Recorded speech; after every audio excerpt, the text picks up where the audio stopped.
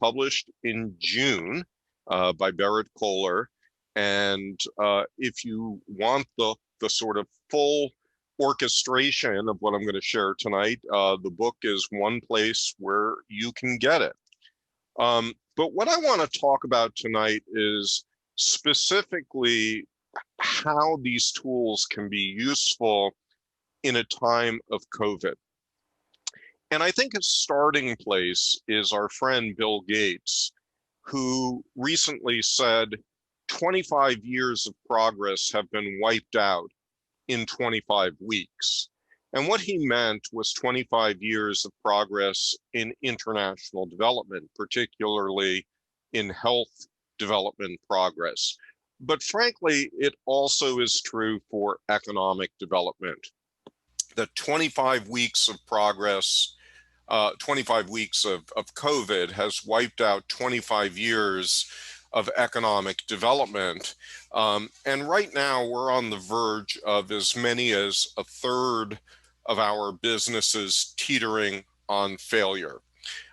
And these businesses, being local businesses, are the lifeblood of our economy. And one of the things that this highlights is how foolish some of our economic development priorities have been, because up until now, we have not taken resilience and diversification as seriously as we should have. To fix this problem, we are going to need a lot of capital. I mean, a lot of the dispute on Capitol Hill over the CARES Act and renewal of more federal support for businesses and for state and local governments and for other entities. This is really all about finance. How do we get finance to bring businesses back alive? And it's more than that, because we're going to need capital for a bunch of different things. Many people are going to be emerging out of the COVID-19 crisis in deep personal debt. Many people will need emergency housing. Businesses will need to be boosted, and large-scale community stimulus is going to be needed. So how do we do all of this? Well, I think the sad truth is that we have the money necessary to meet all of these challenges, but frankly, we have it all in the wrong places right now. And that is something we need to fix. I have this picture here because if we were alive and in person, I would ask everyone in the audience 3 questions. The first question would be, how many of you have mindfully bought something locally over the last week? And you're being from New Hampshire, you're being localists, you're coming to hear me. I'm guessing that all of your hands would go up. The second question would be, how many of you do your banking at a local bank or credit union? And I would guess about half of you would say yes, and the other half might not be sure. And then the last question would be, those of you with any form of pension or long-term savings, how many of you have at least 1% of those savings in locally owned business? And I am confident that almost all of your hands would go down. And this is the crux of the problem. The crux of the problem is that our economies across the United States, our local economies across the United States, are made up of at least 60 to 80% of locally owned business, depending on how you define local. And yet almost all of our investment capital is going into non-local, global, publicly traded stocks and bonds. And bringing that money back home is critical to solving the problems that face us with COVID-19. Now, the reason for this is not that we are stupid or short-sighted. It's just that our options have been very limited, and they've been limited by the structure of securities laws. Securities laws that were enacted in the 1930s and 1940s basically created two classes of citizens.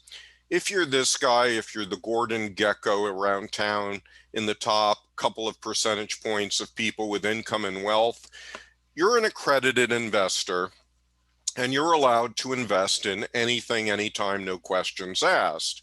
If you're everyone else, you're an unaccredited investor and you cannot put a penny into a locally owned business unless that business has done disclosures and other forms of legal work that could easily cost $15,000, $25,000, $50,000. And since very, very few local businesses want to do that, in fact, our investment options have been largely around global corporations.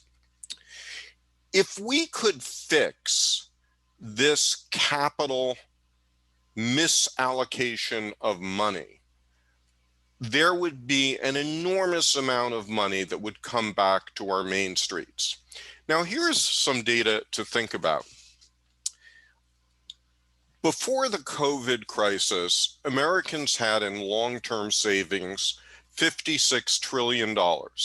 And these savings were in stocks, bonds, mutual funds, pension funds, and insurance funds.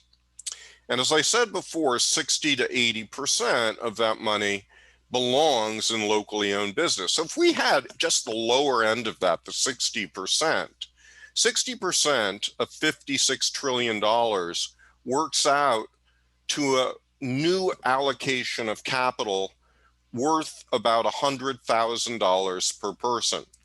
So most of you are in smallish communities in New Hampshire. Take the size of your community and multiply it by $100,000, and that is the potential jackpot that you could achieve if you were able to get local investment to work properly for your community. We don't need to let the perfect be the enemy of the good, however. So this is a study that I did in Cleveland, in Metro Cleveland, with two other people in 2010. And what we were examining was what would be the impacts of a 25% shift to local food. And what we found is that in this sort of multi-county region, a 25% shift to local food would create 27,000 new jobs, paying $868 million and generating $126 million of new taxes. Now, in order to accomplish this 25% shift, we calculated that local food businesses in Cleveland would need about $750 million to expand. Now, that sounds like a lot of money, but $750 million was 1% of what Clevelanders have in their bank accounts, and 1/4% of what Clevelanders have in their pension funds. So even a very small shift of capital can do an enormous amount of good in your community. And I think this story really underscores the potential jackpot you can get with local investment. So 2008 was the year of the last financial crisis, and a community just north of Seattle called Port Townsend, a community of 10,000 people, decided to create something called LION, the Local Investment Opportunity Network. And LION was really just a social network. They had a party once a month where they brought together local investors and local businesses. They developed relationships with one another.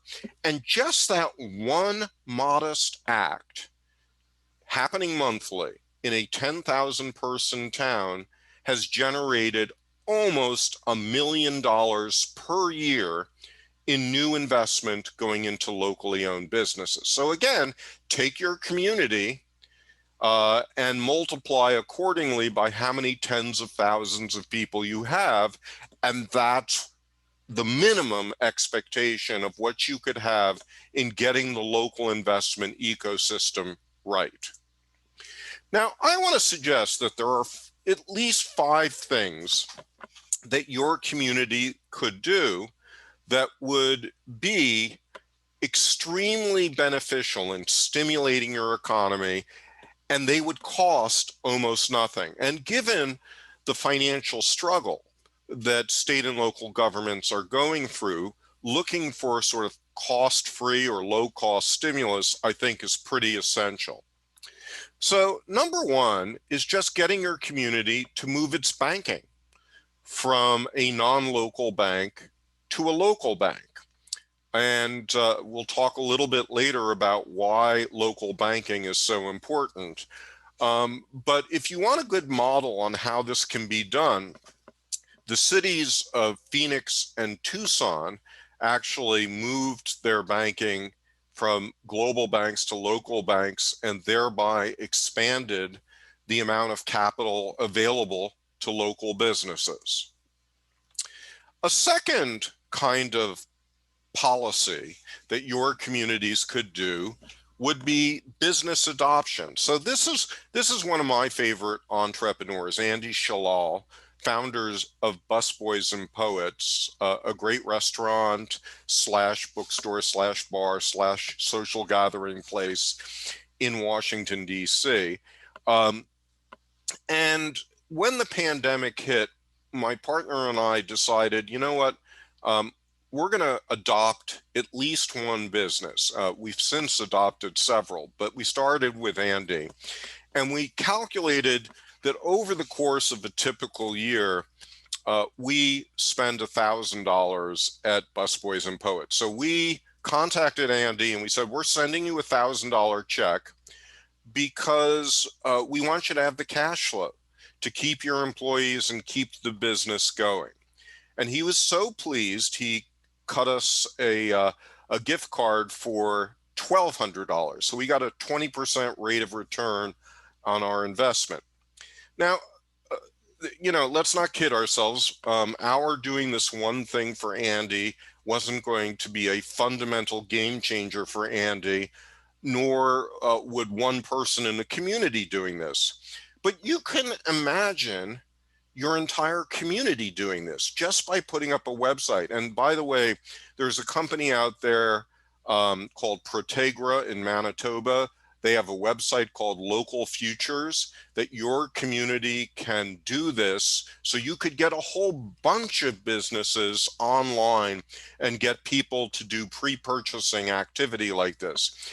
And one of the cool things about pre-purchasing is that in most cases, pre-purchasing is not a security.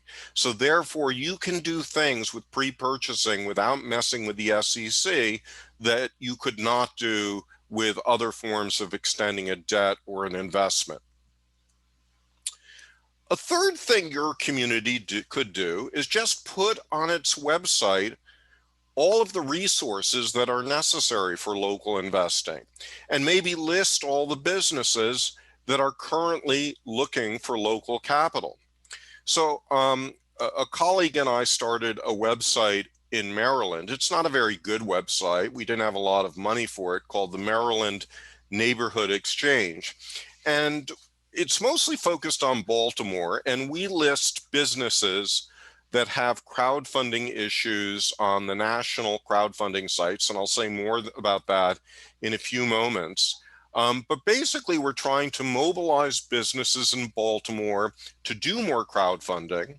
And when I'm talking about investment crowdfunding, not donation crowdfunding, and to mobilize more investors in Baltimore to put money in these businesses. And the promotion we've been able to do in the last year, we estimate has brought about $200,000 into 20 businesses in Baltimore. Think about what this very little kind of social invention could do for businesses in your community. Number four, you could set up a municipal investment fund. And there are probably, I don't know, 700 funds that cities, states, counties have set up around the country in the name of one form of economic development or another. The county of San Mateo in California, for example, has an affordable housing fund. The problem with these funds is that about 100% of them are only open to the Gordon Geckos, to the accredited investors. And we need a new generation of municipal funds that are open to grassroots investors. And it turns out that there is an exemption within the Investment Company Act of 1940 for municipalities or counties to run their own investment funds. You don't have to use city or public money, but if you create these publicly, there is a easy legal glide path to setting them up. And number five, if you really want to incentivize people to do local investing, you might create a tax credit. Now, I know the word tax is anathema to people in New Hampshire.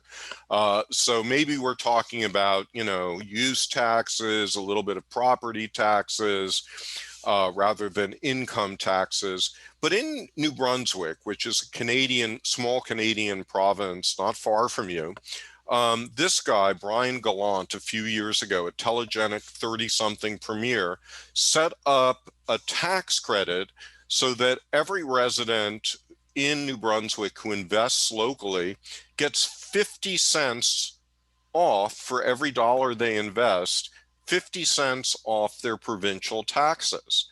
I mean, that is a huge incentive. And all the investment advisors in New Brunswick now nudge people to do local investment, to take advantage of this tax credit.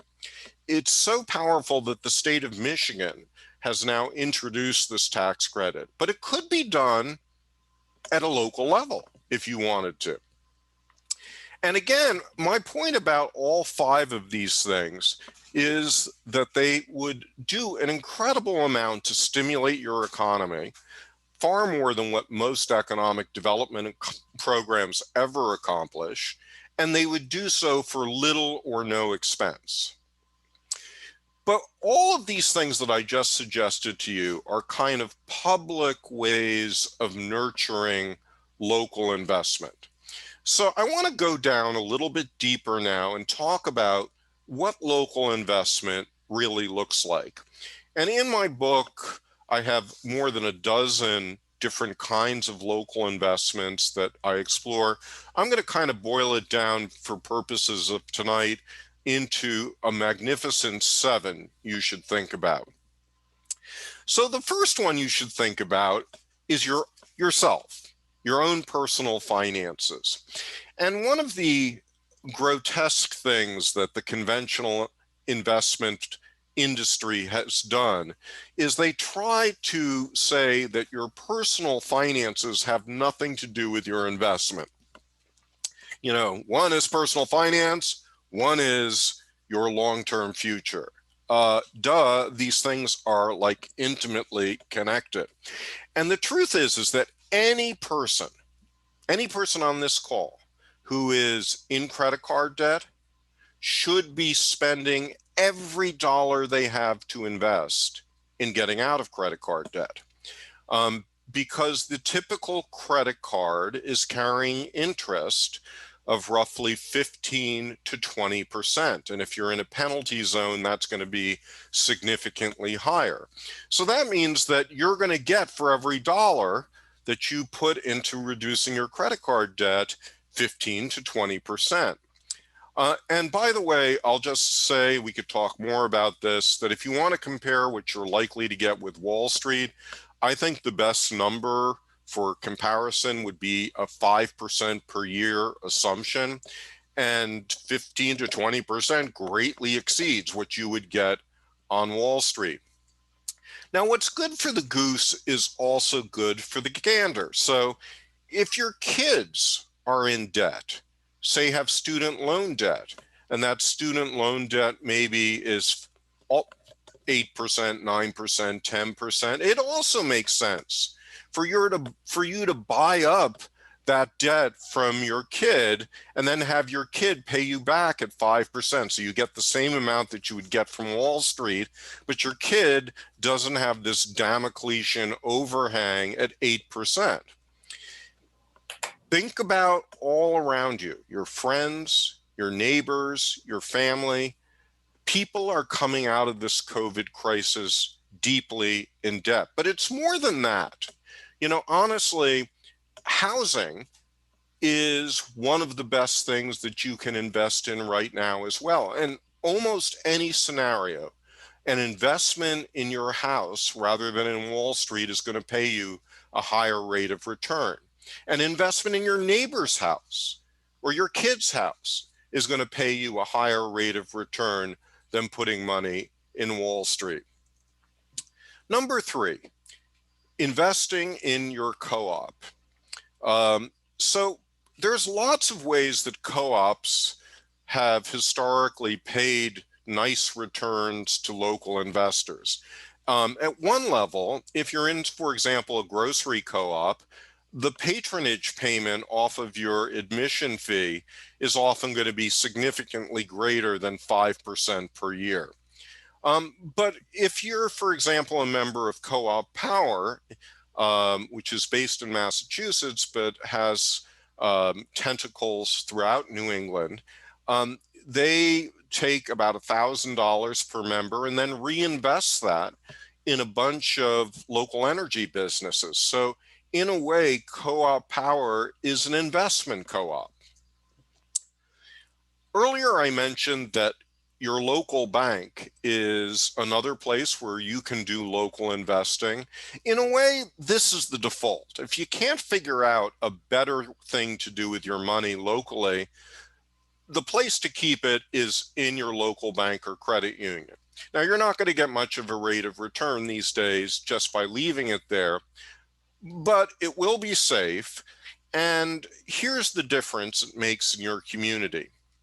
The probability of $1 put on deposit in a local bank or credit union being lent to a local business is 3 times greater than the probability of that dollar on deposit going to a local business in a conventional bank.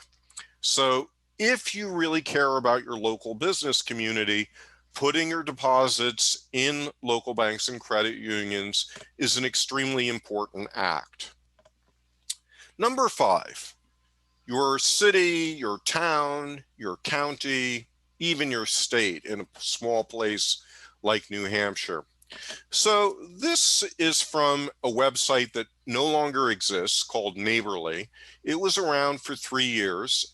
It helps cities reorganize municipal bonds in smaller denominations so grassroots investors in that city could invest in those bonds. And it's a really neat concept because it basically gives a city a whole new way to raise capital that has nothing to do with taxation. Now, it's complicated reasons why Neighborly did not last. I think another competitor will step into this space soon. But in the meantime, you could just work with your city or county to have them issue municipal bonds and make those bonds purchasable by you and create another local investment option. Number 6, your favorite local businesses. Okay, so now we get into more of what we think of as local investing. And even though it was unusual historically for small businesses to create stock issues or debt issues in which grassroots investors could put money, it happened. And a good example of this is the Quimper Mercantile in Port Townsend, Washington. So we already mentioned Port Townsend. They needed a place to buy socks and underwear. They didn't want to invite Walmart to come wreck their downtown. So they decided, you know what, we're going to create our own general store They needed to raise about $500,000 to get the store started. So they sold equity shares in the mercantile to people throughout the community. Now, once they got the capital together, guess what happened? Once if you own a share of Quimper Mercantile, you're going to do your shopping there. You're motivated. And you're also motivated to encourage your friends and neighbors to do the shopping there.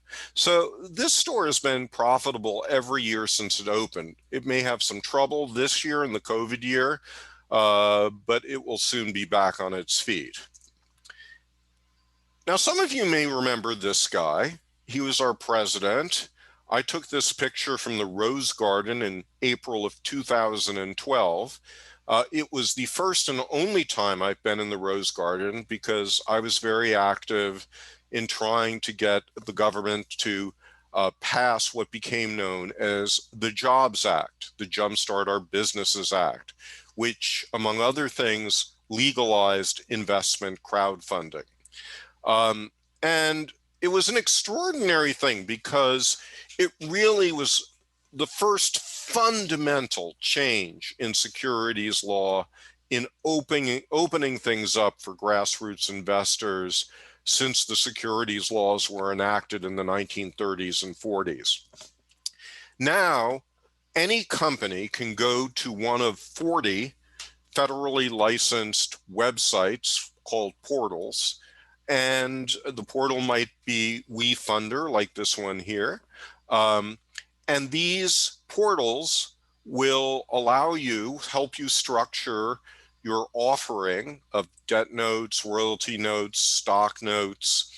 And you as a business can raise up to $1.1 million per year at very low cost. And any investor, independent of income, can put into your company as much as $2,200 in a year. So this really has been a game changer. It took 4 years for the SEC to take the Jobs Act and implement it with regulations. So it really came into effect in 2016. But since 2016, about 500,000 Americans have put more than $340 million into 1,500 businesses, local businesses. These businesses, the typical amount of money they've raised successfully in crowdfunding is $270,000. The typical investment has been $750 per person.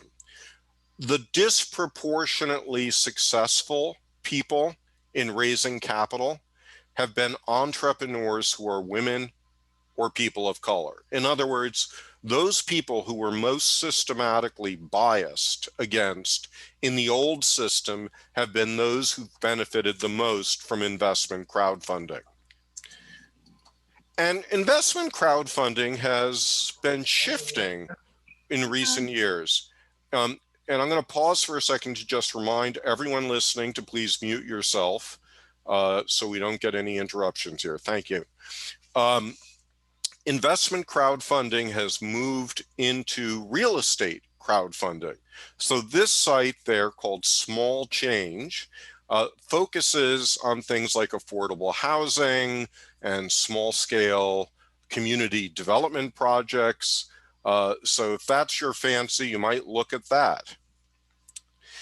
So option number seven for investing locally is your community fund. And there's about 20 funds in the United States, community investment funds that are open to non-accredited investors.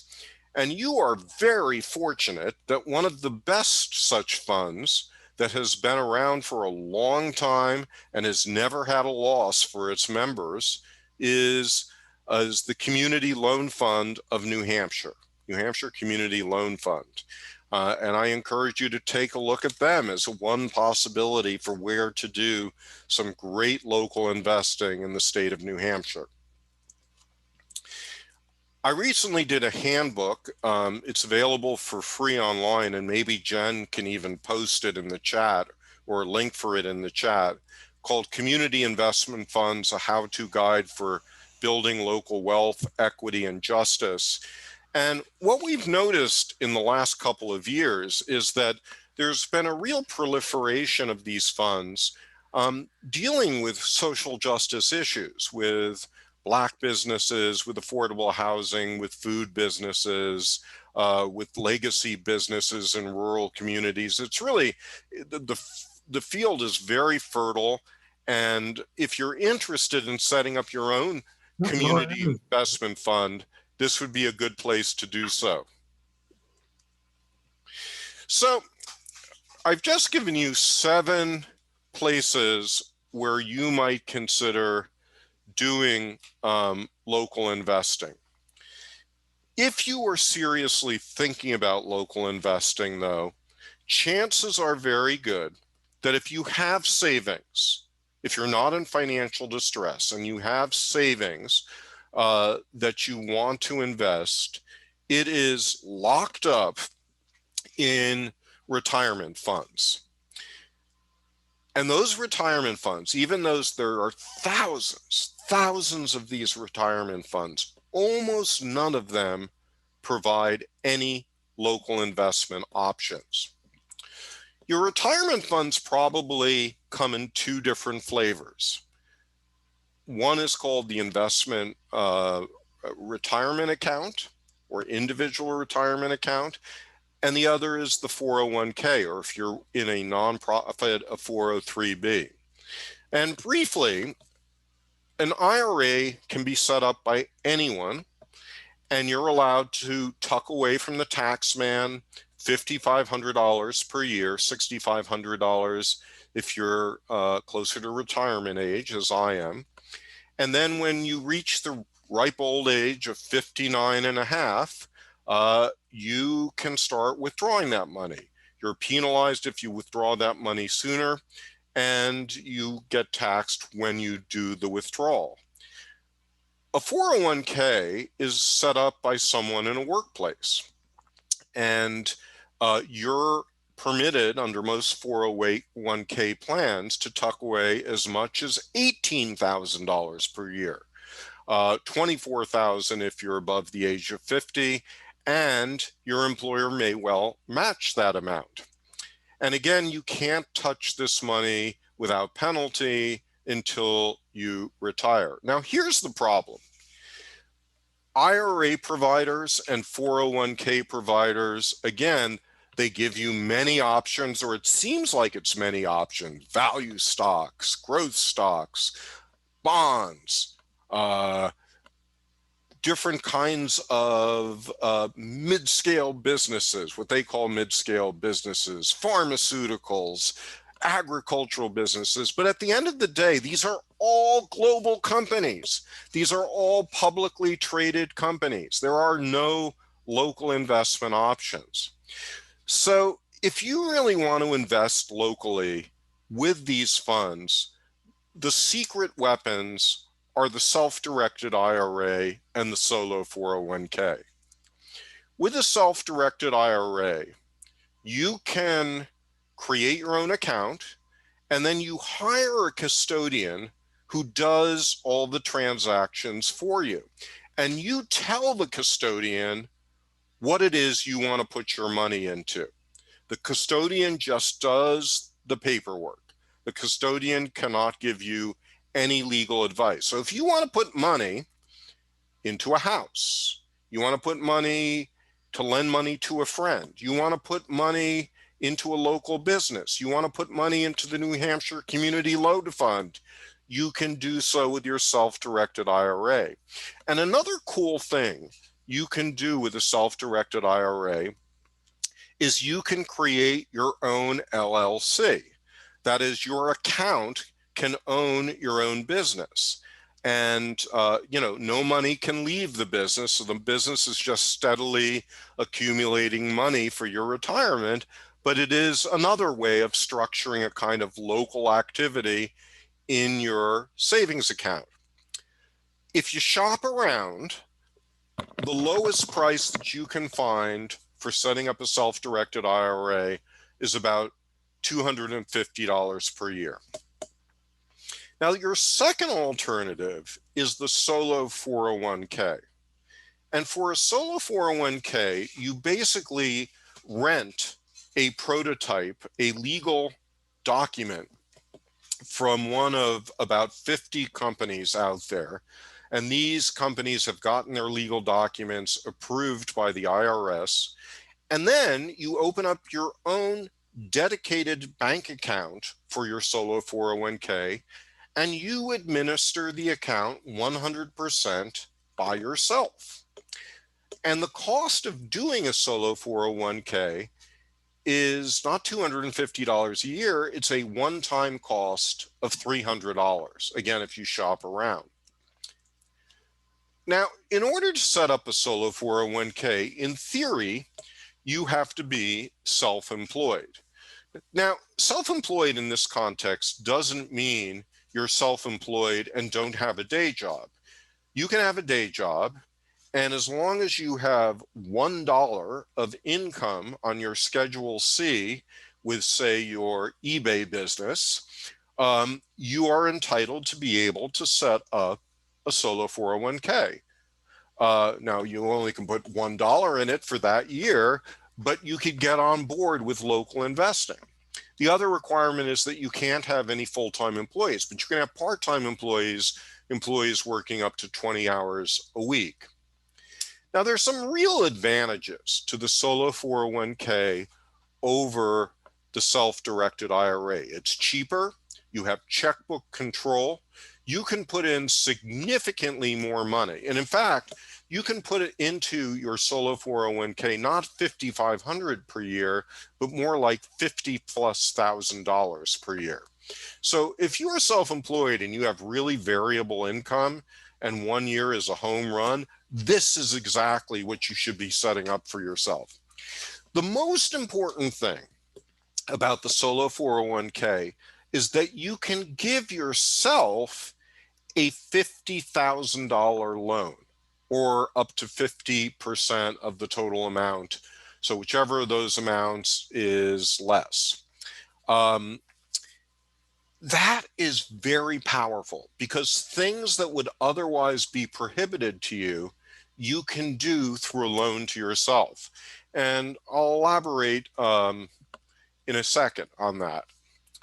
Now, I think the magic formula for most people is setting up a solo 401k as soon as you can, even with $1 of eBay income. And then that magic moment when you leave your basic day job, maybe you resign, maybe you're fired, maybe you resign,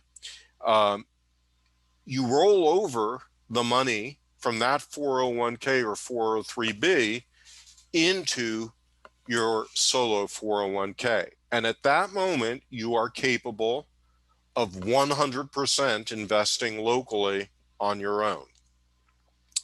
Now, a couple of limits about all of this. These limits can sound scary, and if you don't follow them, they have scary consequences. But let me just briefly run through them. The first is that you're not allowed to do any investments with disqualified beneficiaries. I'll say more about that in a second. Second, you can't do any self-dealing. And third, you can't do any prohibited investments. So this first point about disqualified people. Who's disqualified from your investing in? Well, basically, you can't invest in yourself. You can't invest in blood relatives like your kids or your parents. You can't invest in your spouse. You can't invest in a business you control. But interestingly, you can invest in brothers, sisters, aunts, uncles, cousins, friends, neighbors, coworkers, and strangers. So you got a lot of options of people who are not disqualified. The second point is about self-dealing. So you have to take care to invest your money in things that don't benefit yourself personally. So for example, if I have a solo 401k and my solo 401k has purchased a rental property, and I am renting that property out to people. I myself cannot stay in that property overnight, even for one night for free, because that is a form of giving myself a benefit. It's a form of self-dealing. I could not invest in a company where I was drawing a salary. I could not invest in my own debt. But this is where the secret weapon of the solo 401k is so important, because there's an exception to everything I've just told you. And that is, you can give yourself a loan of $50,000 from your solo 401k and then do any of those things. Pay off your credit cards, pay off your kids' credit cards, put a deposit down on your house, whatever you want, as long as you pay yourself back at a low interest rate over 5 years. There are also some categories of investment that are just outright prohibited. You can't invest in the stock of S-corps. You can't invest in collectibles like coins or artwork because the value is uncertain. You can't invest in life insurance contracts, and you can't invest in companies where you have a sizable interest. So there's massive penalties if you break these rules. Your entire account can be broken open. You can get huge penalties, at least the 10% penalty for the premature breaking open of your account, and sometimes some additional penalties on top of that. You have to pay taxes on all of that. If it's a big account, you suddenly have a windfall that you have to pay a huge tax bill on. So you want to be very careful to follow the rules. And in my view, in order to follow the rules, there are 3 things that you need to do. First, stay as far away from the prescriptions as possible. Second, if you are going to tiptoe into a gray zone, hire an attorney, because there is fine print that can enable you to do this, but that's when you do want an attorney. And then the last thing that you might do is remember that if you want to invest in yourself or your kids or your parents, just take a loan yourself from your solo 401k. Now, by the way, you cannot take a loan from a self-directed IRA.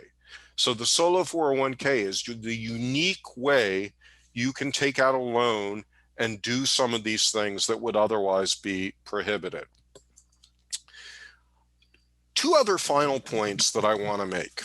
The first is that if you're intrigued by this, I think it's important that you don't do this entirely on your own.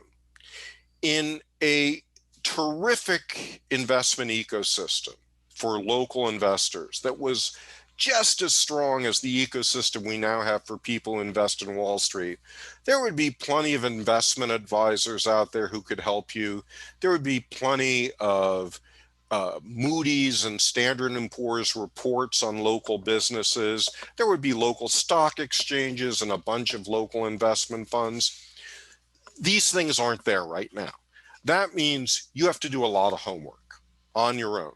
Homework in finding good local investments, homework in evaluating them, homework in managing these investments. So I suggest that you do this with other people you know in your community. You could go so far as creating a local investment club, or it could just be an informal group. But by sharing these responsibilities, it makes local investing more manageable. It also means you're going to make higher quality decisions, and it'll also be more fun. And as a precursor for that, I invite all of you to think about becoming members of The Next Egg. So The Next Egg is a website that I set up with a couple of others about a year ago in order to provide guidance for people on how to do self-directed IRAs and solo 401ks. There are several hundred people who are members of the Next Egg. And if you have questions about your local investing challenges. Lots of people raise these questions with the next egg, and people share answers with one another. Now, another thing I'd like to encourage you and invite you to think about doing is I am now putting on these deep dive workshops. I've got 15 videos, and then there's a group of you who want to do things as a group. We can set up some course time as well, but it's designed to help you plan local investments, set up your do-it-yourself accounts, and really create a community investment strategy. And those of you who signed up for the webinar tonight, you'll ultimately, in about 2 or 3 weeks, get more information about these workshops.